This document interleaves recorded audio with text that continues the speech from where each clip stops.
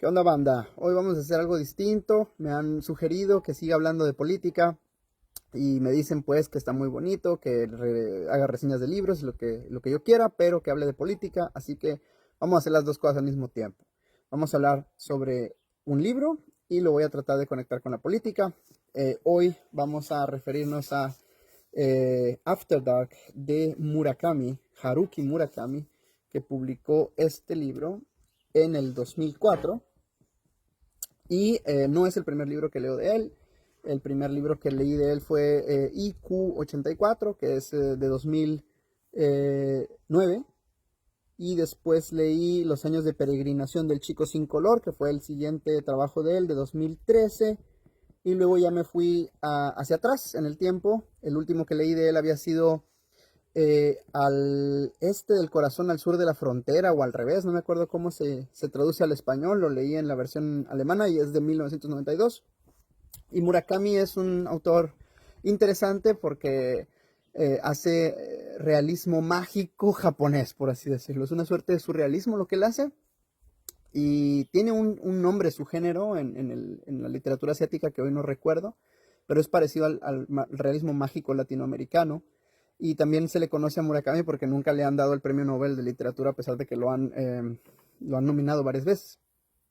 Pero Murakami tiene como ciertos patrones en sus libros que siempre sigue. Yo he aquí reseñado algunos. Por ejemplo, siempre hay una historia, en sus historias siempre se trata de un reencuentro entre personajes que se conocen en la infancia o en sus años de escuela, en la universidad o en la preparatoria, o inclusive el colegio.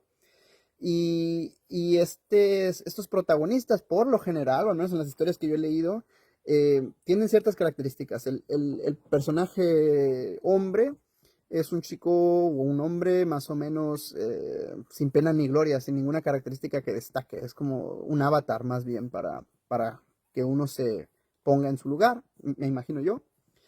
Pero la protagonista femenina es una persona bastante especial. Tiene características que la hacen distinta, ya sea físicas o emocionales o históricas, etcétera.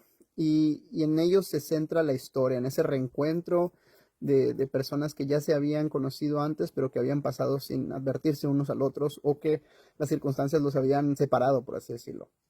Aparte de eso, también siempre hay un elemento musical, porque Murakami es un fanático del jazz, de la música de jazz, y en todas sus historias nos está relatando lo que los personajes están escuchando, las canciones que están escuchando de fondo. Y por último, pues lo que ya les comenté, ese surrealismo, que por lo general las historias de Murakami también tienen como que unas gotitas, unos toques, unas pinceladas de fantasía, de ciencia ficción, por así decirlo, que por lo general nunca son explicadas y a veces aparecen en forma de sueños o visiones, o de otra forma en la que para el lector no nos queda claro si realmente ocurren o son simplemente eso, visiones. No parece claro si es la realidad o no, o siempre es una pincelada, no es algo que se exagere y por eso nos queda un poco volando. Este libro en particular se trata de dos hermanas, Mari y Eri, que son eh, muy distintas, diametralmente distintas. Mari es la chica esta especial que tiene ciertas características de su carácter que la hacen diferente. Y Eri es un Instagramer, básicamente. La Eri es la más guapa del barrio, es la flor del ejido y todo el mundo quiere con la Eri. Y eso crea un cierto distanciamiento entre ellas porque Mari se siente el patito feo de la familia y Eri pues atrae a todos los hombres, ¿no? Y eso nos lleva a Kaoru, que es el principal personaje masculino, que había conocido a las dos chicas en los tiempos de escuela y obviamente no se había fijado en la Mari, sino en la Eri, que es la maciza.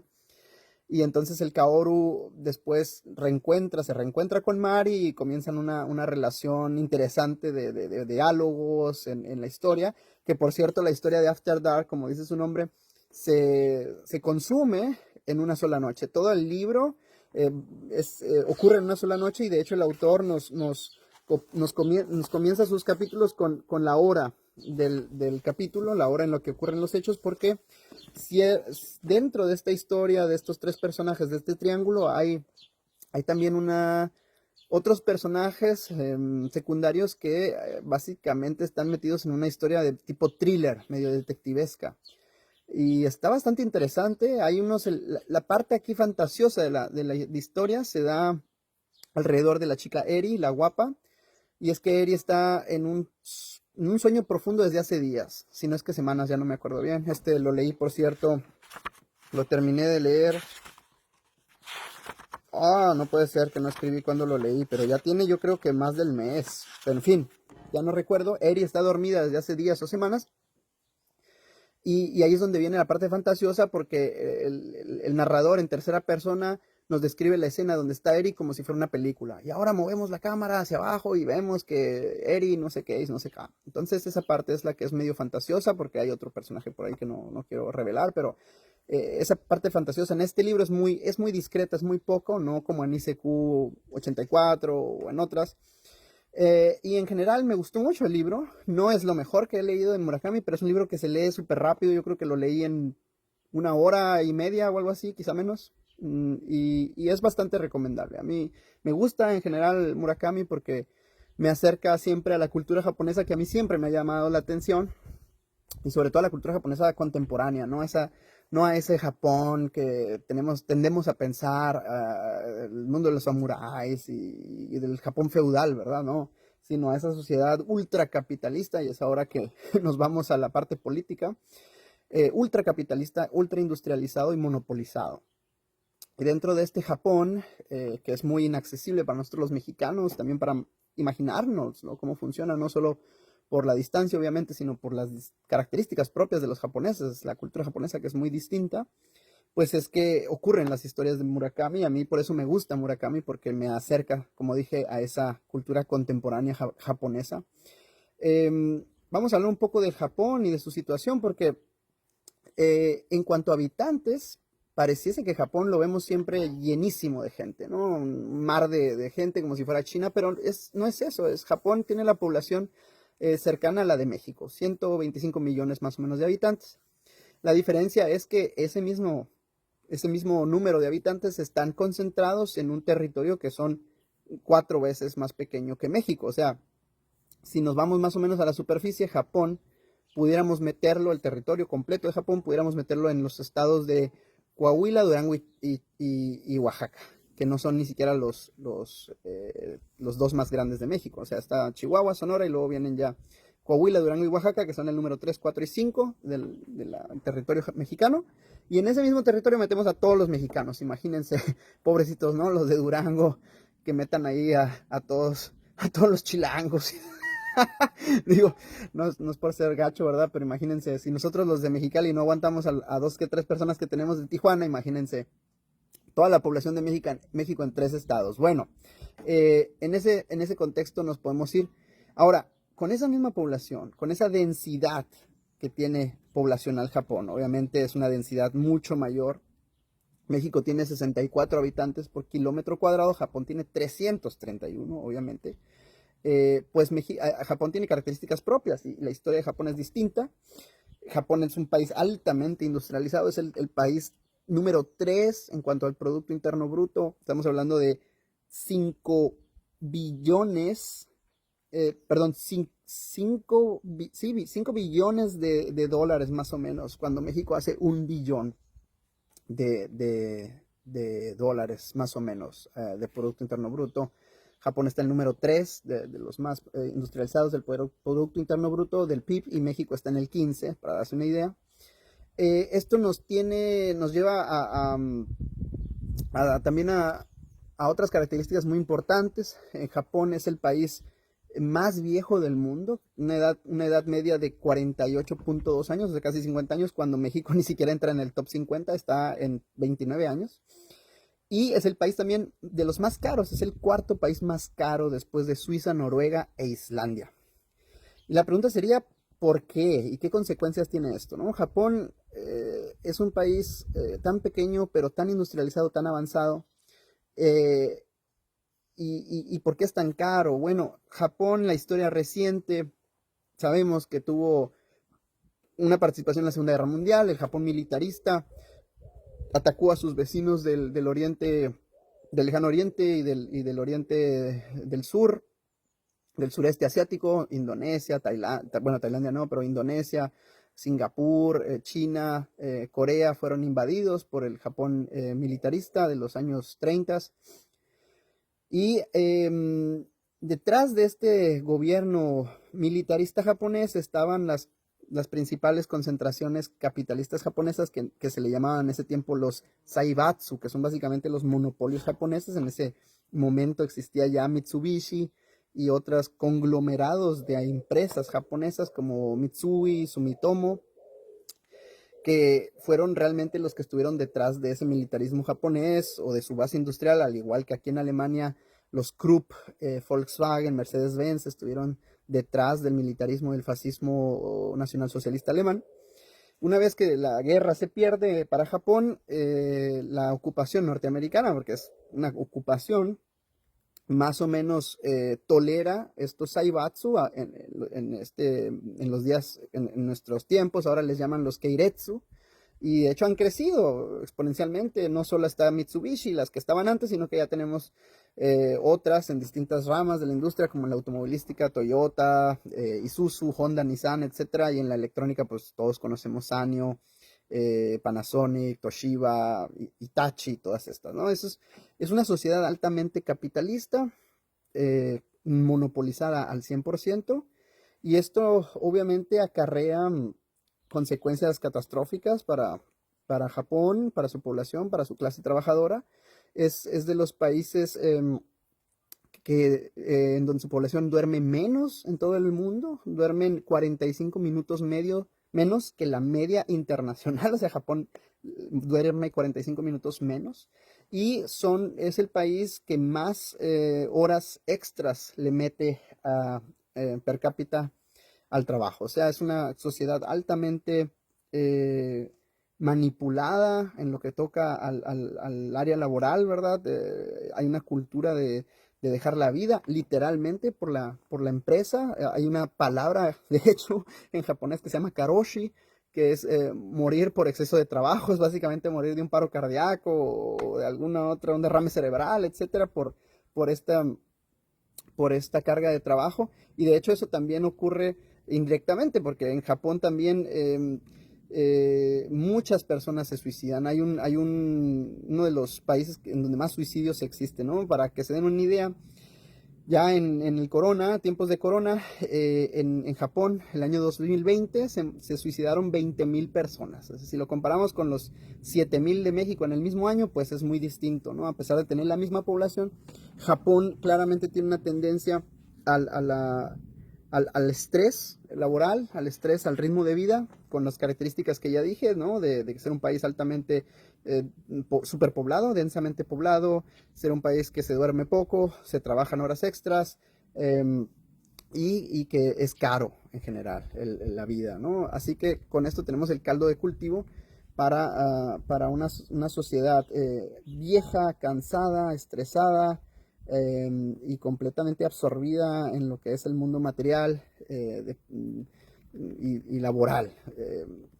Ahora, ¿cómo es posible que se llegue a esta situación, ¿no? Ya dijimos que las condiciones monopolísticas del capitalismo japonés pues, son similares a las que existen en los países también altamente capitalistas, monopolistas, como Estados Unidos. Sabemos ahí los problemas que existen no solo de suicidio, sino de problemas de adicción de drogas, de violencia, de ataques con armas, etcétera, sino también en Alemania y otros países que están también atravesando por un envejecimiento constante de la población. Bueno, la historia medieval de Japón es interesante porque es en ese momento cuando se funda esa mentalidad, digamos, militarista por un lado, y por la otra donde se rompe la vida individual del ciudadano japonés. En ese tiempo, en la época que correspondería al medievo occidental, se instauró en Japón un periodo de dictadura militar que se fue conocido como el shogunato, y era una suerte de, como dije, una dictadura medieval militar a partir del siglo XII hasta finales del siglo XIX, donde la aristocracia feudal japonesa militarista dominaba el país y se cambiaban las dinastías del shogunato, teniendo siempre pues al emperador por encima, aunque realmente el verdadero gobierno era el shogunato. Durante el shogunato se destruyó toda suerte de individual, conciencia individual del ciudadano japonés. El ciudadano japonés vivía para servir al señor feudal, para la comunidad, para contribuir a la comunidad, y estas prácticas subsisten hasta hoy en Japón. Hay una cultura de tratar de no sobresalir para bien o para mal dentro de la comunidad, de pasar en el anonimato. Esto fue, como dije, resultado de tanto tiempo de shogunato, y de hecho pues contribuyó a que el militarismo ya moderno del siglo XX japonés pudiese movilizar al pueblo japonés para hacer la guerra imperialista en el sureste asiático. Así que tenemos características interesantes en este país. Sabemos que hoy en día es un país completamente plegado a los intereses de la Alianza Atlántica. Es un país que está en oposición a China, a Corea del Norte, etcétera, y que es básicamente una gran base militar de los Estados Unidos para este propósito. Y no se ve por dónde, ¿verdad?, Japón y su pueblo puedan sacarse de ese yugo. No han podido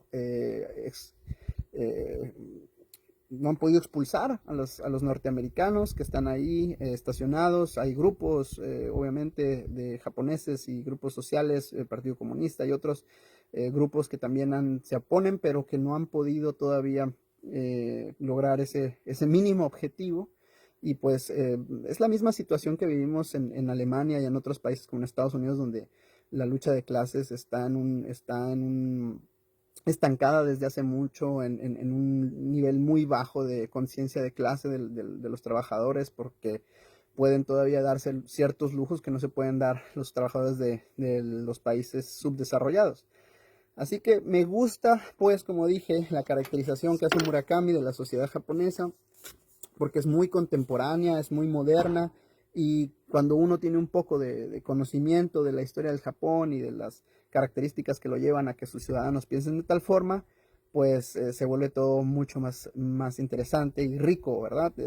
Uno siempre, yo me acuerdo que me preguntaba por qué las historias japonesas siempre tenían ese fetiche de que todo comenzaba en la preparatoria, ¿no? En la escuela, en el colegio. ¿Por qué eran tan apegados a ese cierto síndrome de la Lolita, ¿no? De la chica tan joven, menor de edad inclusive. Y bueno, escuchando hace poco un programa de radio aquí en Alemania, explicaban que como esta vida salvaje capitalista en Japón comienza desde que uno termina la universidad o el colegio, pues uno, como en los Estados Unidos, termina la preparatoria y se pone a trabajar y nunca más abandona esa vida de productividad, entre comillas, y de estrés económico. Se dice pues que el japonés añora en exceso o excesivamente o de una manera poco normal los años del colegio, y es por eso que regresa siempre a las historias de los amores adolescentes, y por lo general esto termina un poco torciéndose, ¿no? O desviándose en fetiches sexuales o de otro tipo, pero tiene una base histórica y también bastante particular de la sociedad japonesa, que está anclado desde, como dije, el shogunato, que es un periodo de tiempo muy interesante, en donde se crea la conciencia nacional japonesa, y es por eso que nosotros también tenemos que estudiar un poquito más antes de simplemente pensar que pues, los japoneses son las personas más depravadas del mundo, etcétera, ¿no? En cierto sentido, todo corresponde o tiene sus orígenes en ciertas características propias de todo tipo, desde el clima hasta la historia de un país. Entonces, yo recomiendo en general a Murakami. Me gusta a mí, yo sé que hay personas que no les gusta, pero a mí me gusta. Recomiendo sobre todo el libro este de 1992, que no recuerdo exactamente el nombre, Al este del sol, al sur de la frontera, o al revés, algo así, búsquenlo, Murakami 1992, y IQ 84, ¿no? Que también, de hecho lo compré porque es el año en el que yo nací, 1984, y en japonés el 9 corresponde, creo, al mismo kanji que el Q, por eso se llama IQ 984, ¿no? Como si fuera el de George Orwell. Bueno, hasta aquí la reseña. Espero que hoy haya podido hablar un poco de las dos cosas, literatura y política. Y hasta la próxima. Saludos y cuídense.